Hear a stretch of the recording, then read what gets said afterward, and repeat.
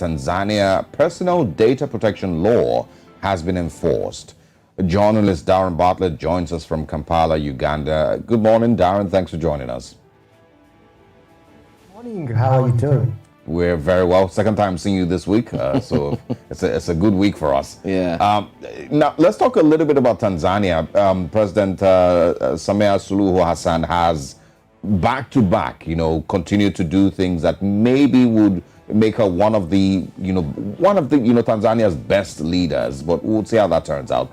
The Personal Data Protection Act number 11 of 2022, which was passed by the Tanzanian government, came into effect on May 1st. Now, what is this new law and how does this affect citizens? Well, there's been a huge development in terms of technologies. And Tanzania, if you look through the whole of East Africa, it has the highest internet penetration.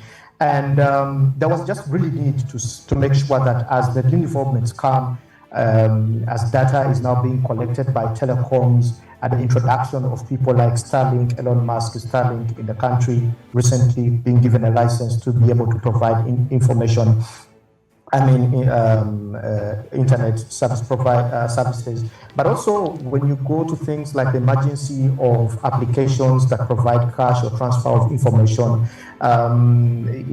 they had to come up with measures to make sure that people's data is actually protected. Because when you look at things like applications that are giving people loans, if you want to get a loan, you have to put in your mobile number, your next of kin's number, and then you have to take a photograph of yourself for them to be able to approve you. But in the actual sense that these applications are actually not jurisdicted within the country, so they look like they're being operated from somewhere else. And that means that people's data is not protected, and most of the times is that information is sold to different people.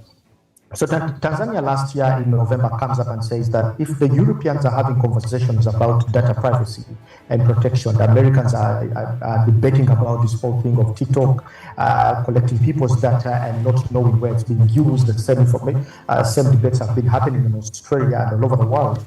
That was just important. It was very important that the Tanzanians are protected as well. And they came up with some of the nice laws in terms of protecting data. Now, that doesn't mean that previously Tanzania did not have a law that protected people's data. In fact, in the Constitution, the Article 16, it had it, but these laws were enacted way back, just right after independence, and they were basic. So the data collection at that point that was defined was things like electoral commission collecting data, national registration, and census that happens in a country. But the emergence of technology meant that it was on its own. So they had to come up with something and enhance this law to make it a little bit stronger. So they went ahead and defined or introduced terms like a data collector. Who is a data collector? They introduced a commission that then licenses a data collector, and if they don't license a data collector, then they would give reasons as to why they are not licensing the data collector in this space. But some of the things that they talked about here in this, or that have been introduced in the law, is the right to be informed of data collection and the process, as well as the purpose for that data, because only the government then would tell that this data is being collected for maybe national census and maybe statistics for the government and planning. But to go ahead and ask for personal information was very key. So someone has a right to be informed of the data collection and the process and the reason. Also, the right to access the data collected and processed. So if someone comes out and says, hey, I need some information of mine, you should be the government or the data collector must be able to provide that data.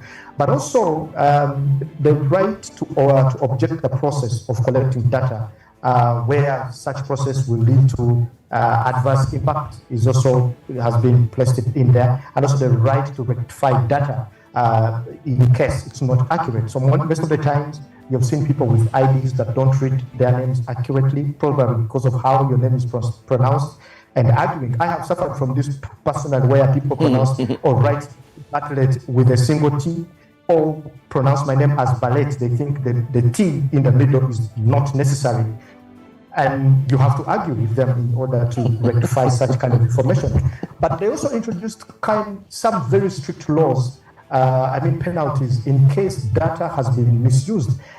We've seen punishments go as far as $4,300 in case someone puts out your data without actually your consent. So consent of publishing data has also been very, very, very key.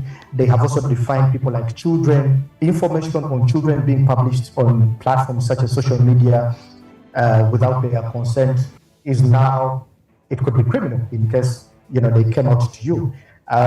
So yes, it's going to impact on people, especially, and this to become more social. To bring it more home on social aspects.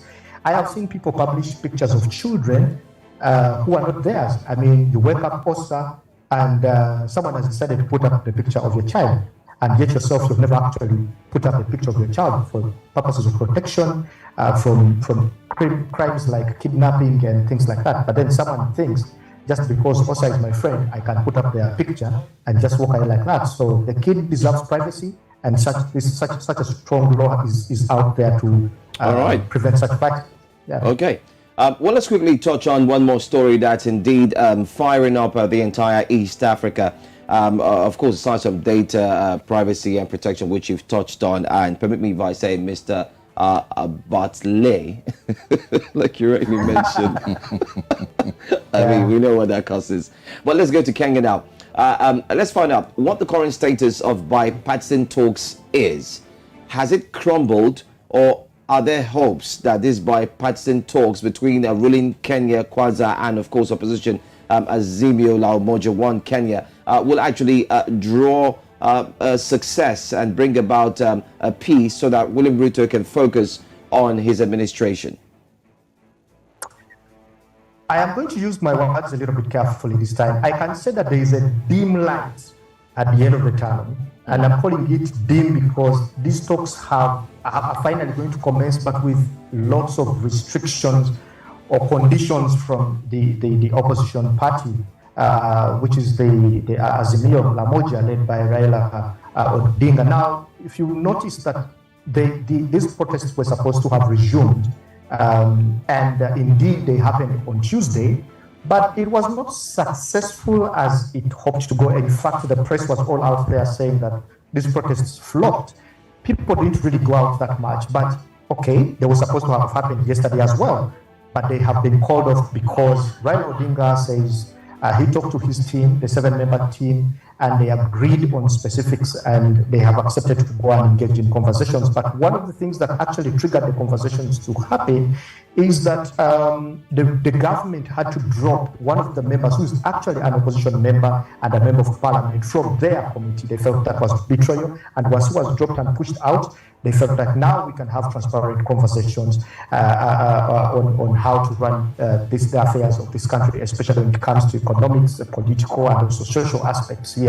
And they went back still with their 4 pillars and said that one of them is that they have to release protesters who were arrested in the previous protests that happened ever since this Mandamano kind of protest was introduced, but also 2, that they should reintroduce subsidies that were removed on ugali. I think in Nigeria you call it pap, basically maize flour. Yeah, so because that is the food, that is the staple food in Kenya. But even when the economists in the country argue that reintroducing subsidies makes the government run out of money because they are using their coffers to pay up that tax that is supposed to be paid up to ensure that people access this ugali at a cheaper rate, and a matter of fact that the country is in debt and they cannot afford to go to the coffers to pick that money and put it out there. But we shall see where it goes, where the government will actually reintroduce the subsidies on things like posho.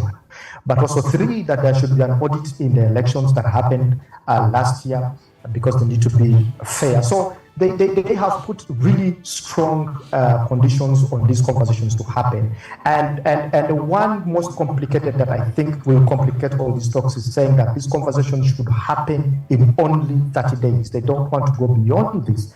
But if we know that these are conversations, these are things that people have to disagree and agree on, 30 days may not actually be enough to handle these four most important things here, because there is an understanding of economics that you have to explain to people. The country is suffering from inflation. Actually, it's at the lowest. It has dropped by over 12%, their currency in terms of value. Now, introducing subsidies would be something difficult. So looking at it on a political side, it may make sense, but again, on an economic side, it may not make actually sense. There's a question that again kept on rising in here and there, the issue of power sharing, which is interesting here now.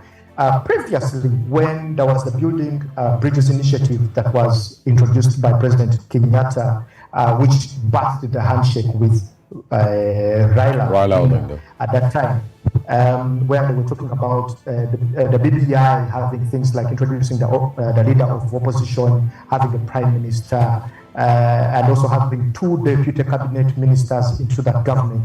That was in the proposal of the BBI, which Ruto was actually against. And that's how they fell out with the president at that time. And here he is, the president. So bringing back the conversation of power sharing is very difficult on the side of the government. And in fact, we don't see Ruto listening to that conversation. And if he does, there could only be a probability that he could introduce things like the leader of opposition, and that is it. But again, that's the conversation that they have refused to have in Parliament as the bipartisan talks. They think that let's go and have this conversation outside so that we can have members who are both in Parliament and those who are outside Parliament can advise on that direction on such complicated conversations. All right. Well, in the interest of time, we of course will have to wrap up here. Our hearts go out to those who have affected by the downpour and of course the mudslides in Rwanda. I hear about 100 lives have been lost. We would of course continue to follow up that story. But thank you very much, Darren Bartlett, for stopping by on a Friday. Good to see you. Did you again. add the tea? Yes, with a T. Darren Bartlett. Yeah, I did T. This is a white man's language. And by the way, you're probably invited to go for the coronation of King Charles. I don't know if you're going. We do have our correspondent who will be there live. So we'll talk to the correspondent. Thanks a lot, Darren, for stopping by. Have a great weekend. Welcome.